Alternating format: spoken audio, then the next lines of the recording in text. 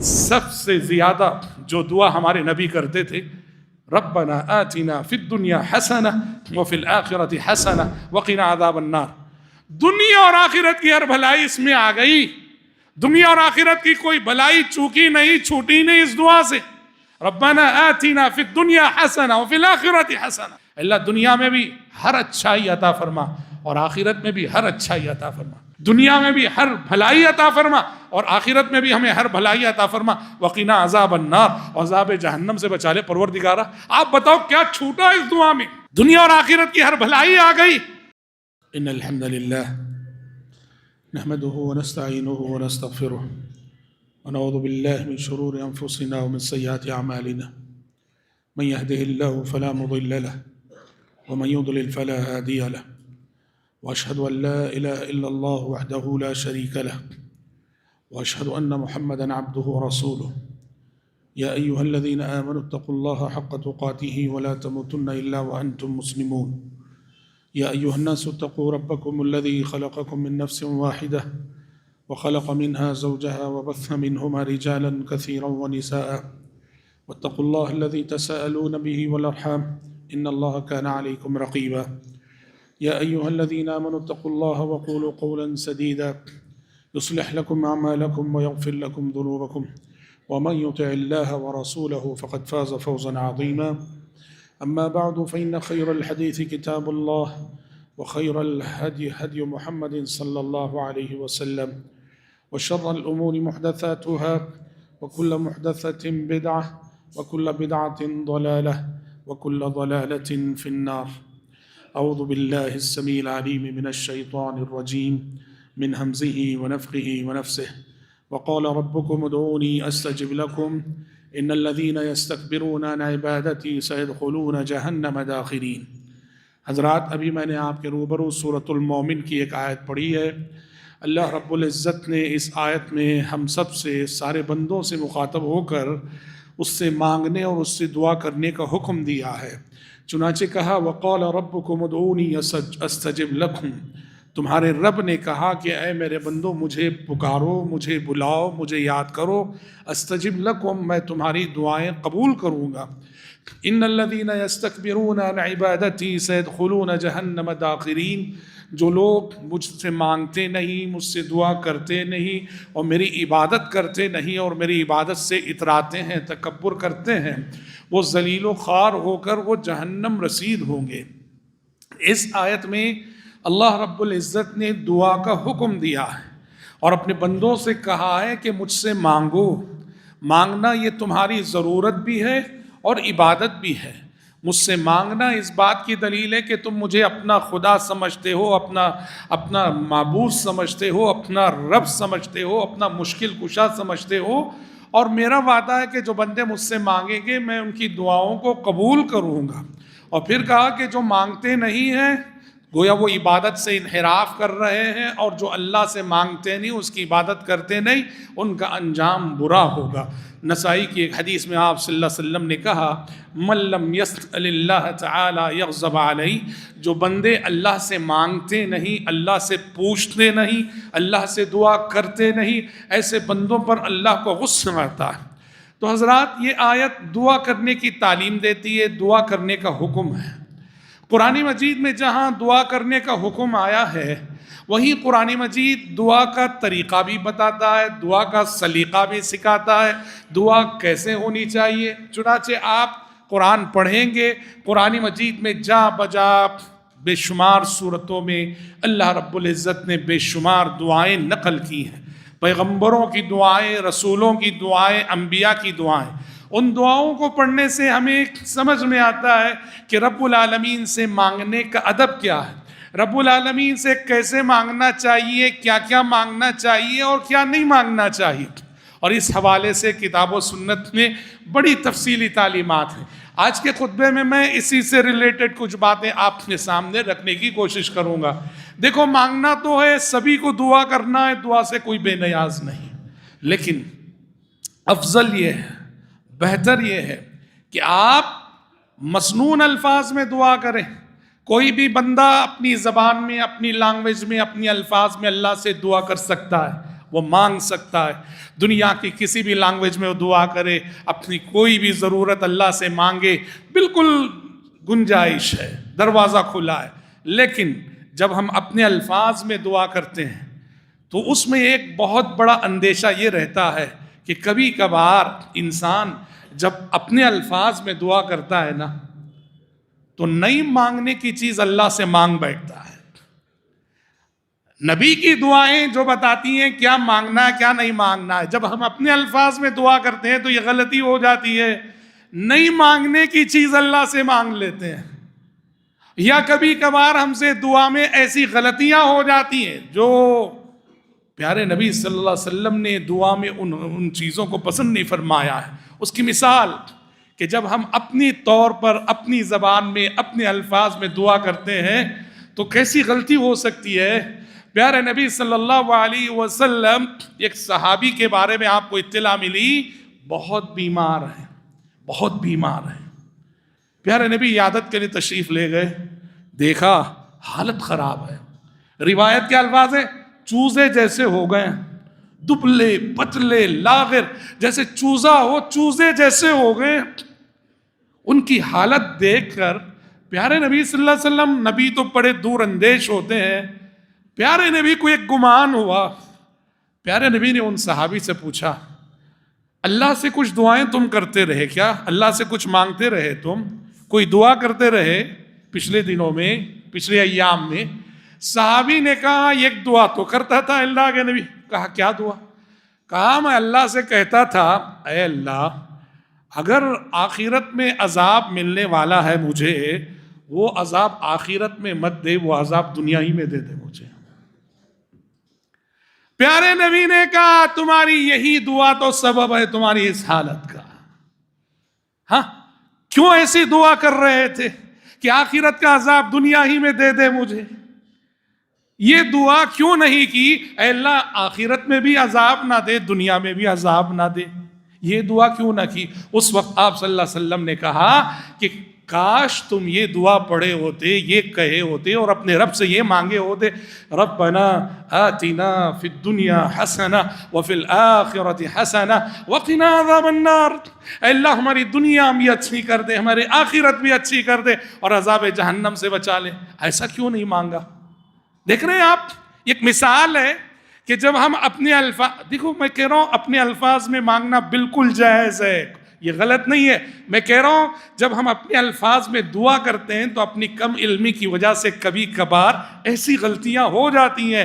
اب ان صحابی کی وہ جو حالت ہوئی ان کی دعا کی وجہ سے ہوئی, انہوں نے وہ مصیبت مانگ کر لی, اے اللہ آخرت کا عذاب مجھے دنیا ہی میں دے دے. وہ عذاب پیارے نبی نے کہا کہ ربنا آتینا فی الدنیا پڑھ لیتے کافی ہوتا.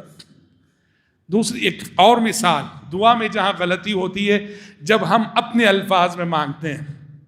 صحابی رسول عبداللہ بن مغفل رضی اللہ عنہ, انہوں نے اپنے بیٹے کو سنا, ان کا لڑکا دعا کر رہا تھا اور اللہ سے مانگ رہا تھا اور کہہ رہا تھا اللہم انی اسألک القصر الابیض عن یمین الجنہ.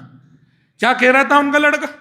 اے اللہ کل جب میں قیامت کے روز جنت میں تو مجھے داخل کرے گا تو مجھے جنت میں جو محل ہے نا وہ رائٹ سائڈ چاہیے, جنت کے رائٹ سائڈ میں چاہیے, اور وہ بھی وائٹ رنگ کا, وائٹ کلر کا محل چاہیے. اللہ تعالیٰ صحابی کے بیٹے اللہ سے مانگ رہے کہ جنت الفردوس کے رائٹ سائڈ وائٹ کلر کا محل چاہیے.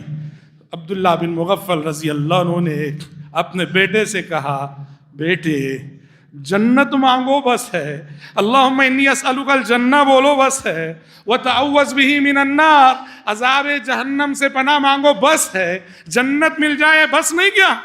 رائٹ سائڈ ملے, لیفٹ سائڈ ملے, ریڈ ملے, وائٹ ملے, بلیک ملے, یہ کیا تم نے چھیڑ رکھا ہے؟ پھر کہا میں نے نبی کریم صلی اللہ علیہ وسلم کو فرماتے ہوئے سنا لَيَكُونَنَّ فِي أُمَّتِي أَقْوَامٌ يَعْتَدُونَ فِي الطُّهُورِ وَالدُّعَاءِ. لَيَكُونَنَّ فِي أُمَّتِي أَقْوَامٌ, میری امت میں ایسے لوگ پیدا ہوں گے جو پاکی صفائی اور دعا کے سلسلے میں حد سے تجاوز کریں گے, غلو سے کام لیں گے. پتہ چلا کہ آپ صلی اللہ علیہ وسلم نے اس امت میں دعا کے حوالے سے جن فتنوں کا اندیشہ ظاہر کیا ہے اس میں سے ایک کیا کہ دعا میں غلو. کیا ہے غلو؟ جو نہیں مانگنا ہے وہ مانگتے ہیں. سمجھ رہے ہیں؟ لوگ دعا کرے اللہ ساری دنیا کو ہدایت دے دے. بظاہر سننے کے لیے بڑی اچھی دعا ہے، ساری دنیا کو ہدایت دے دے، مگر یہ دعا اللہ کی ان سنتوں کے خلاف ہے، اللہ کے اس دستور کے خلاف ہے، اور اللہ کے اس قانون کے خلاف ہے کہ اس زمین پر حق اور باطل ہمیشہ سے رہے اور ہمیشہ رہیں گے. حق بھی رہے گا، باطل بھی رہے گا. یہ اللہ کا قانون ہے. قیامت کی صبح تک حق اور باطل کی یہ جنگ جاری رہے گی، لڑائی جاری رہے گی. حق پرست بھی رہیں گے، باطل پرست بھی رہیں گے. یہ اللہ کا دستور ہے. ایسے میں جب میں یہ دعا کرتا ہوں اللہ ساری دنیا کو ہدایت دے دے، اس زمین پر کسی نافرمان کو مت رکھ، سب کو فرما بردار بنا دے، یہ اللہ کے قانون کے خلاف ہے. یہ دعا میں غلو ہے. تو بھائیو، سب سے پہلی چیز جو یاد رکھی دعا کے سلسلے میں، کوشش کیجئے مسنون الفاظ، دعا کے وہ الفاظ جو قرآن میں آئے ہیں، دعا کے وہ الفاظ جو حدیثوں میں آئے ہیں، جو الفاظ نبی کریم صلی اللہ علیہ وسلم سے ثابت ہے، وہ دعا ان الفاظ سے آپ رب سے مانگا کریں. اچھا آپ کہیں گے یہ لمبی لمبی دعائیں کسے یاد ہوں گی؟ بھائی شروع میں دیکھ کے پڑھو، تو دیکھ کے پڑھو. کوئی ضروری نہیں کہ آپ دعا جو ہے یاد کر کے بیٹھ کر کے پڑھنے ہی سے قبول ہوتی ہے. نہیں، اگر جب تک یاد نہیں ہو رہی ہے آپ دیکھ کے پڑھیے اور دیکھ کے مانگیے اللہ تبارک و تعالیٰ سے، کوئی حرج نہیں، اور دھیرے دھیرے یہ دعائیں یاد ہو جائیں. قرآن اور حدیث کی دعاؤں کی سب سے بڑی خصوصیت یہ ہے کہ ان کے اندر جو جامعیت ہے اور ان کے اندر جو معنویت ہے، الفاظ کم سے کم ہوتے ہیں اور معنوں کے سمندر ان دعاؤں میں ہوتے ہیں. اور پیارے نبی کی عادت تھی کہ آپ دعا کے سلسلے میں ہمیشہ جامع دعاؤں کو پسند کرتے تھے. آپ صلی اللہ علیہ وسلم جامع دعاؤں کو، وَيَدَعُ مَا سِوَى ذَلِكَ. ام المومنین حضرت عائشہ فرماتی ہیں پیارے نبی جامع ترین دعاؤں کا انتخاب کرتے تھے، جامع الفاظ میں دعا کرتے تھے، باقی الفاظ کو چھوڑ دیا کرتے تھے. اور فرماتی ام المومنین سب سے زیادہ جو دعا ہمارے نبی کرتے تھے، ربنا آتنا فی الدنیا حسنہ وفی الآخرۃ حسنہ وقنا عذاب النار. دنیا اور آخرت کی ہر بھلائی اس میں آ گئی. دنیا اور آخرت کی کوئی بھلائی چوکی نہیں، چھوٹی نہیں اس دعا سے. ربنا آتنا فی الدنیا حسنہ وفی الآخرۃ حسنہ. اللہ دنیا میں بھی ہر اچھائی عطا فرما اور آخرت میں بھی ہر اچھائی عطا فرما. دنیا میں بھی ہر بھلائی عطا فرما اور آخرت میں بھی ہمیں ہر بھلائی عطا فرما. وقنا عذاب النار، اور عذاب جہنم سے بچا لے پروردگارا. آپ بتاؤ کیا چھوٹا اس دعا میں؟ دنیا اور آخرت کی ہر بھلائی آ گئی. اسی لیے پیارے نبی صلی اللہ علیہ وسلم طواف کرتے ہوئے، حج ہو کہ عمرہ، طواف کے ہر چکر میں رکن یمانی اور رکن حجر اسود کے درمیان جب بھی آتے تھے آپ یہ دعا پڑھتے تھے طواف کے ہر چکر میں، ربنا آتنا فی الدنیا حسنہ وفی الآخرۃ حسنہ وقنا عذاب النار. بھائیو آپ کچھ نہ مانگے، ربنا آتنا کی دعا اگر آپ مانگ لیے، آپ نے دنیا بھی مانگ لی، آپ نے آخرت بھی مانگ لی، آپ نے اپنے اچھے انجام کا سوال بھی رب سے کر لیا. اس لیے پیارے نبی سے ثابت شدہ دعائیں اور قرآنی دعاؤں میں جو جامعیت ہے وہ ہمارے الفاظ میں نہیں آ سکتی ہے. قرآن پڑھیے، قرآن مجید پیغمبروں کی بہت ساری دعائیں نقل کرتا ہے. پیغمبروں کی دعاؤں کو غور سے پڑھنا چاہیے. ہمیں دعا کا طریقہ، قرینہ، سلیقہ سمجھ میں آتا ہے کہ دعا کس عاجزی سے مانگی جانی چاہیے، کس انکساری سے مانگی جانی چاہیے، اور دعا میں کیا کیا مانگنا چاہیے. بطور مثال اللہ کے جلیل القدر پیغمبر ہیں سلیمان علیہ السلام. یہ بھی اور ان کے والد بھی انبیاء و رسول میں ان دونوں کی خصوصیت یہ ہے کہ اللہ نے ان دونوں پیغمبروں کو نبوت و رسالت کے ساتھ ساتھ اللہ نے ان دونوں کو خلافت بھی عطا کی تھی، اور بڑے ہنر، بڑی قابلیتیں، بڑی صلاحیتیں. لوہا نرم کر دیا تھا، تانبے کا چشمہ بہا دیا تھا، پرندوں کی بولیاں سنتے تھے، ہواؤں میں اڑتے تھے. فلائٹ تو 1 صدی کا سفر ہے، 1.25 صدی 1.5 صدی سے فلائٹ کا انسان اڑنے لگا. اور قرآن کہتا ہے کہ سلیمان علیہ السلام ہزاروں سال پہلے ہواؤں میں اڑ کر بتا دیے، ہزاروں سال پہلے ہوا میں اڑ کر بتا دیے. سلیمان علیہ السلام اپنے تخت پر بیٹھتے تھے، ہوا کو حکم دیتے تھے، اور جدھر ان کا حکم ہوتا ہوا ادھر چلنے لگتی. ہواؤں میں اڑ کے دکھا دیا سلیمان علیہ السلام نے. اتنی نعمتیں حاصل کرنے کے بعد حضرت سلیمان علیہ السلام ایک دعا کرتے ہیں، بڑی پیاری دعا، بڑی پیاری دعا.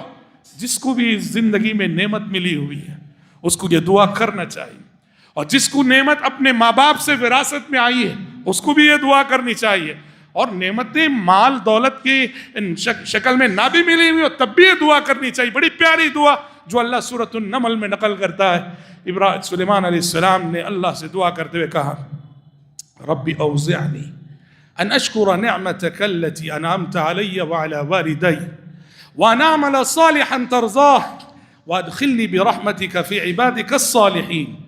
دیکھو رب پیغمبر بتاتے ہیں، سکھا رہے ہیں کہ اللہ سے کیا کیا مانگنا چاہیے۔ کہہ رہے اے اللہ مجھے توفیق دے کہ جو تیری نعمتیں مجھے حاصل ہیں ان کی شکر گزاری کروں، اور جو نعمتیں تو نے میرے والدین کو دے رکھی تھی، میرے آبا و اجداد کو دے رکھی تھی، ان نعمتوں کی شکر گزاری کی توفیق دے پروردگارا۔ اللہ کا شکر گزار بندہ بننے کے لیے اللہ ہی سے توفیق مانگنی چاہیے، سمجھ رہے؟ اور پھر کہا وَأَنْ أَعْمَلَ صَالِحًا تَرْضَاهُ، تیری شکر گزاری کی توفیق کے ساتھ ساتھ اے اللہ ایسے نیک عمل کی توفیق دے دے جس سے تو خوش ہو جائے۔ لوگ خوش ہوتے ہو، لوگ کیا کہتے ہو اس کی کوئی پرواہ نہیں، زندگی میں ایسے عمل کی توفیق دے جس سے تو خوش ہو جائے۔ وَأَدْخِلْنِي بِرَحْمَتِكَ فِي عِبَادِكَ الصَّالِحِينَ، اور پروردگارہ دنیا تو نے میری بنا دی، اب اپنے فضل و کرم سے ادخلنی برحمت۔ دیکھو وہ تو نبی ہے، نبی تو صالح ہوتا ہی ہے، پھر بھی ان کا تواضع، ان کی عاجزی، ان کی انکساری، وَأَدْخِلْنِي بِرَحْمَتِكَ فِي عِبَادِكَ الصَّالِحِينَ، اے اللہ تو اپنی رحمت سے اپنے نیک صالح متقی بندوں میں مجھے شامل کر لے۔ کتنی پیاری دعائیں انبیاء کی۔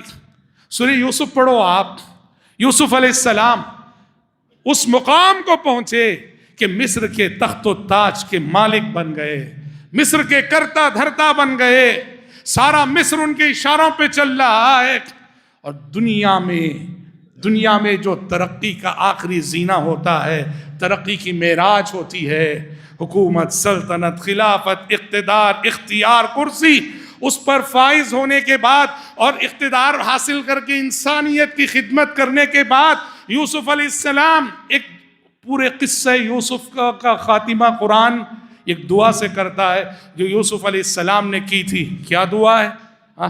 فاطر السماوات والارض، فاطر السماوات والارض انت ولی فی الدنیا والآخرہ توفنی مسلما والحقنی بالصالحین رب قد آتیتنی من الملک وعلمتنی من تأویل الاحادیث۔ اے اللہ تو نے مجھے سلطنت عطا کی، شکر ہے تیرا، اور اللہ تو نے مجھے خوابوں کی تعبیر کا علم عطا کیا، شکر ہے تیرا۔ فاطر السماوات والارض، اے زمین و آسمان کی پیدا کرنے والی ذات، انت ولی فی الدنیا والآخرہ، دنیا میں بھی اور آخرت میں بھی تو ہی میرا دوست ہے، تو ہی میرا کارساز ہے، تو ہی میرا ولی ہے، دنیا میں بھی اور آخرت میں۔ اے اللہ بس تجھ سے اب ایک چیز مانگتا ہوں بس۔ کہا کیا؟ توفنی مسلمہ، میری زندگی کا خاتمہ اچھا کر دے، ایمان کی موت دے دے، اسلام کی حالت میں وفات دے، والحقنی بالصالحین، اور اچھی حالت میں موت دے کر عالم برزخ میں، قبر میں اور آنے والی آخرت میں اپنے نیک بندوں کے زمرے میں مجھے شامل کر دے۔ یہ انبیاء کی دعائیں، پیغمبروں کی دعائیں جو بتاتی ہیں کہ رب سے مانگتے ہوئے کس عاجزی سے مانگنا چاہیے اور کس انکساری سے مانگنا چاہیے۔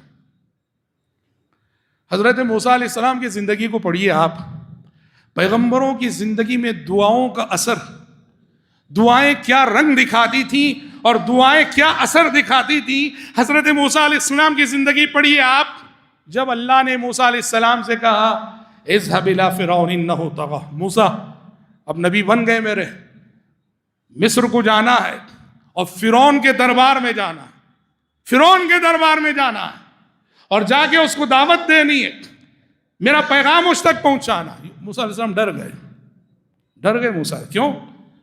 فرعون ڈھونڈ رہا تھا موسیٰ علیہ السلام کو، بچتے بچاتے مصر سے نکلے تھے کیونکہ غلطی سے قتل ہو گیا تھا موسیٰ علیہ السلام کے ہاتھوں، فرعون ڈھونڈ رہا تھا قتل کرنے کے لیے، بچتے بچاتے نکلے تھے، اس لیے موسیٰ علیہ السلام ڈر گئے، جس مصر سے بچتے بچاتے آیا ہوں اب اسی مصر میں جانا ہے، جس دربار میں میرے قتل کے مشورے ہو رہے تھے اب اسی دربار میں جانا ہے۔ موسیٰ علیہ السلام نے کہا وَيَضِيقُ صَدْرِي وَلَا يَنْطَلِقُ لِسَانِي، اے اللہ تو مصر جانے کے لیے مجھے کہہ رہا ہے، دربار فرعون میں جانے کے لیے مجھے کہہ رہا ہے، پروردگارا میں تو یہ محسوس کر رہا ہوں کہ شاید میں وہاں جانے کے بعد میرا سینہ گھٹ جائے گا، میری زبان چلے گی نہیں، میری زبان چلے گی نہیں، میرا دم گھٹ جائے گا، سینہ گھٹ جائے گا۔ جیسے ہی فرعون کے پاس جانے کا حکم سنا تو حضرت موسیٰ علیہ السلام نے یہ معذرت پیش کی، لیکن اللہ نے انہیں جو دعا سکھائی اور اللہ سے دعا کرنے کے بعد، دعا مانگنے کے بعد، کون سی دعا؟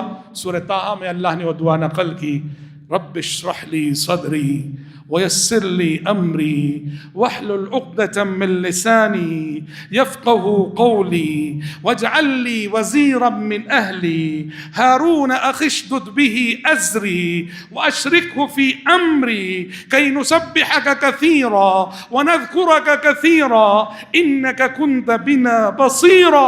سورہ طٰہٰ میں بڑی پیاری دعا ہے۔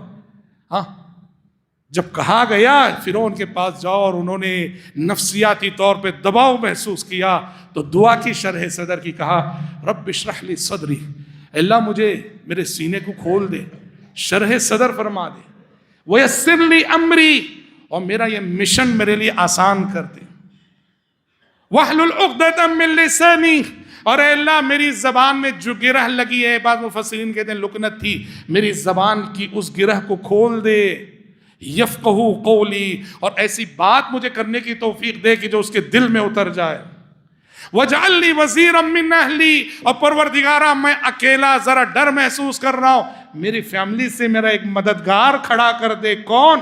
ہارون اخی، میرے بھائی ہارون کو میرے مشن میں میرا ساتھی بنا دے، وَأَشْرِكْهُ فِي أَمْرِي، میرے بھائی ہارون کو میرے مشن میں میرے ساتھ کر دے، کئی نسبحک کثیرا ونذکرک کثیرا، تاکہ ہم دونوں بھائی مل کر زیادہ سے زیادہ تیری حمد و ثنا کریں، تیرا ذکر کریں، تیری پاکی بیان کریں۔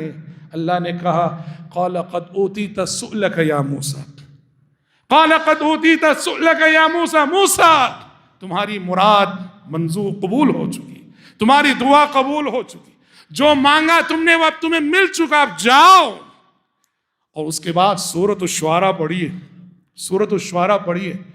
مصر جانے کے بعد، دربار فرعون میں کھڑے ہونے کے بعد، موسیٰ علیہ السلام نے فرعون کو جو للکارا، فرعون کی آنکھوں میں آنکھیں ڈال کر اس سے جو بات کی اور اس کے سوالوں کے جو جوابات دیے، لاجواب کر کے چھوڑ دیا فرعون کو۔ موسیٰ علیہ السلام کے ایک ایک جملے پر ہکا بکا رہ گیا، فرعون دیوانہ ہو گیا، پاگل ہو گیا، سمجھ رہے؟ سورۃ الشعراء کے دوسرے رکوع میں وہ مضمون ہے، موسیٰ علیہ السلام اور فرعون کے درمیان جو سوال جواب چلے وہ خود ایک لمبا مضمون ہے۔ کہیں دور دور تک کوئی خوف، کوئی ڈر جو انہوں نے شروع میں محسوس کیا تھا، کہا تھا کہ میرا سینہ گھٹ جائے گا، میری زبان چلے گی نہیں، وہی دربار تھا یہ جس دربار میں چند دن پہلے ان کے قتل کے مشورے ہو رہے تھے، اور آج اللہ نے اسی دربار میں بھیجا تو دعائے رب اشرح لی صدری کا کرشمہ ہے کہ اس کے دربار میں کھڑے ہو کر اسے لاجواب کر دیا موسیٰ علیہ السلام نے۔ دعائیں اس طرح اپنا رنگ دکھاتی ہیں بھائیوں، اپنا اثر دکھاتی ہیں بھائیوں، جب ادب سے مانگا جائے، سلیقے سے مانگا جائے، قرینے سے مانگا جائے، اور ہماری زندگی میں قبولیت دعا کے سلسلے میں کوئی رکاوٹ نہ ہو تب۔ اس لیے پیغمبروں کی دعائیں، پیارے نبی سے آئی ہوئی دعائیں، ان دعاؤں کو یاد کرو، اپنے سینے کو، اپنے دل کو دعاؤں کا گھر بنا دو۔ قرآن کی آیتیں جیسے بیعت کرتے ہو، دعاؤں کو یاد کرو، دنیا اور آخرت کی ہر بھلائی ہے۔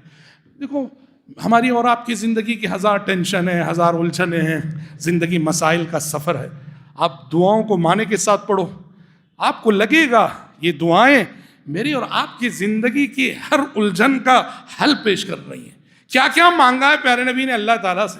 دیکھو صبح و شام پیارے نبی کچھ دعائیں کرتے تھے، صبح فجر بعد، شام کو مغرب سے پہلے، تقریباً 20 کے قریب دعائیں ہیں جو ثابت ہیں جو پیارے نبی مانگا کرتے تھے۔ اس میں سے ایک دعا ہے، بڑی پیاری دعا، آپ ذرا اس کے معنی پہ غور کرو۔ میری اور آپ کی جو پرسنل لائف ہے، فیملی لائف ہے، بزنس لائف ہے، اس سے ریلیٹڈ کتنی باتیں دیکھیے۔ اللہم انی اسألک العافیۃ فی الدنیا والآخرہ، اللهم إني أسألك العفو والعافية في ديني ودنياي وأهلي ومالي. اللهم استر عوراتي وآمن روعاتي. اللهم احفظني من بين يدي ومن خلفي وعن يميني وعن شمالي ومن فوقي وأعوذ بعظمتك أن أغتال من تحتي. بہت پیاری دعا. کیا ہے دعا؟ اللهم إني أسألك العافية في الدنيا والآخرة. اے اللہ میں دنیا اور آخرت میں تجھ سے عافیت مانگتا ہوں. مجھے دنیا میں بھی عافیت سے رکھ اور آخرت میں بھی عافیت سے رکھ. اللهم إني أسألك العفو والعافية. اے اللہ میں تجھ سے عفو درگزر کا سوال کرتا ہوں اور عافیت مانگتا ہوں. فی دینی و دنیایا. میرے دین کو عافیت میں رکھ، میری دنیا کو عافیت میں رکھ. نہ میرے دین کو کوئی نقصان پہنچے، نہ میری دنیا کو کوئی نقصان پہنچے، نہ میرے ایمان کو کوئی نقصان پہنچے، نہ میرے بزنس کو کوئی نقصان پہنچے. سمجھ رہے؟ وَأَهْلِي. اے اللہ میں تجھ سے عافیت مانگتا ہوں میرے فیملی کے لیے. آج میں نے صبح کی ہے، آج میں نے شام کی ہے، میرے سارے فیملی ممبرز عافیت میں رہیں، کوئی بیمار نہ ہو، کسی کو کوئی نقصان نہ پہنچے، میرے سارے فیملی ممبرز محفوظ رہیں. وَمَالِي. اے اللہ میرے مال میں عافیت مانگتا ہوں، میرے مال کو محفوظ رکھ، میرے کاروبار کو محفوظ رکھ، میرے بزنس کو محفوظ رکھ، میری جائیداد کو محفوظ رکھ. ہاں وَمَالِي. اس کے بعد اللہم استر عوراتی. اے اللہ میں تیرا بندہ ہوں، میرے اندر کچھ کمزوریاں ہیں، کچھ ویکنس ہے، میرے کچھ کمزوریاں ہیں جو تیرے بندے نہیں جانتے. اے اللہ آج تک تو نے میرے کمزوریوں پہ پردہ ڈال رکھا ہے، ہمیشہ اسی طرح پردہ ڈالے رکھ، میرے عیبوں کو چھپا دے پروردگار. کیا بڑی بات ہے. اللہم استر عورات. میری کمزوریوں اور میرے عیبوں کو چھپا دے پروردگار. وآمن روعاتی. اور اے اللہ میرے خوف کے معاملات کو پرامن کر دے. کوئی مجھے ڈرا رہا ہے، کوئی روڑی ہے، کوئی دھمکی دے رہا ہے، کوئی سیاستدان ہے جو ڈرا رہا ہے، میری جان کے لیے خطرہ ہے. آمن رواتی. میرے لیے زندگی میں میرے جو خطرے میں محسوس کر رہا ہوں، میرے سارے خطرات سے بچا کر میری زندگی کو پرامن کر دے. اور پھر اللہم احفظنی. اے اللہ میری حفاظت کرنا، میرے سامنے سے، میرے پیچھے سے، میرے دائیں سے، میرے بائیں سے، میرے اوپر سے. اے اللہ ساری جہتوں سے میری حفاظت کر، کہیں سے کوئی مصیبت مجھ پر نہ آئے. ہاں شیطان کیا بولا تھا؟ شیطان کو جب دھتکارا گیا، شیطان کہا تھا اللہ سے ثم لآتینہم من بین ایدیہم ومن خلفہم وعن ایمانہم وعن شمائلہم. اے اللہ تیرے بندوں پہ حملہ کروں گا. کہاں سے کروں گا؟ ان کے آگے سے حملہ کروں گا، ان کے پیچھے سے حملہ کروں گا، ان کے دائیں سے حملہ کروں گا، ان کے بائیں سے. شیطان یہ رب سے کہہ کے آیا ہے کہ تیرے بندوں پر میں 4 جانب سے حملہ کروں گا. یہ شیطانی مشن ہے. اور یہاں دعا میں وہی بندہ مانگتا ہے اے اللہ ہر طرح سے میری حفاظت کر، آگے سے، پیچھے سے، دائیں سے، بائیں سے، اوپر سے. اور سب سے بڑی بات وَأَعُوذُ بِعَظْمَتِكَ أَنْ أُغْتَالَ مِنْ تَحْتِي. وَأَعُوذُ بِعَظْمَتِكَ أَنْ أُغْتَالَ مِنْ تَحْتِي. اے اللہ تیری عظمت کا واسطہ، تیری عظمت کا واسطہ میرے نیچے سے کوئی خطرہ نہ آئے مجھ پر. یہ بڑی معنی خیز دعا. دعاؤں میں بڑی جامعیت ہوتی ہے. ایک زمانے میں کی گئی دعا دوسرے زمانے کے حالات میں کیسے فٹ ہوتی. اے اللہ میں تیری عظمت کا واسطہ دیتا ہوں کہ نیچے سے کوئی خطرہ مجھ پہ آئے. اب پرانے زمانے میں نیچے سے آنے والا خطرہ کیا تھا؟ زلزلہ تھا. لیکن آج جب ہم فلائٹ کا سفر کرتے ہیں، جب ہم فلائٹ میں اڑ رہے ہوتے ہیں، اس وقت اعوذ بعظمتک ان اغتال من تحتی. یہ کتنا معنی خیز ہے. اے اللہ میں تیری عظمت کا واسطہ دیتا ہوں نیچے سے کوئی خطرہ نہ آئے مجھ پر. فلائٹ میں اڑتے ہوئے یہ دعا پڑھو تو اتنا سکون مل جاتا ہے. خاص کر سفر کی دعا. سفر کی دعا کے معنی پہ غور کرو.